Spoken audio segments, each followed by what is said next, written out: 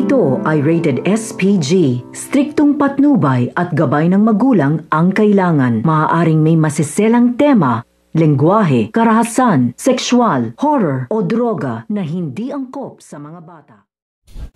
So ito nga si Dave sa kanyang pag-uwi dito nga sa kanilang bahay ay muli nga itong mangungupit dito nga sa ipon ng kanyang kuya na ito nga si Tanggol. At wala nga kamalay-malay ito nga si Dave na pinainan na nga siya dito nito nga ni Tanggol dahil mas nauna nga dito nakauwi ito nga si Tanggol upang kuhanin niya na dito ang kanyang ipon. At nung nalaman na nga dito nito nga ni Tanggol na kulang na nga dito ang kanyang ipon at meron nga daw dito nangyayalak ay dito na nga pumasok sa eksena na ito nga daw si Dave ang kumuha nga daw dito. Kaya nga sa pag-uwi nito nga ni Dave ay dito na nga siya maaabutan nito nga ni Tanggol na dumudukot nga siyang muli ng pera at ipon nito nga ni Tanggol. At hindi na nga papalagpasin dito nito nga ni Tanggol ang pagkakataon na bigyan nga dito ng leksyon nito nga daw kanyang kapatid nito nga daw si Dave dahil hindi na nga daw siya dito nirespeto bilang kuya. Kaya makakatikim nga dito ito nga si Dave at mabubugbog sarado nga dito ito nga si Dave. So pakakaabangan nga natin dito ang panggugulpe na gagawin ito nga ni Tanggol dito nga kay Dave.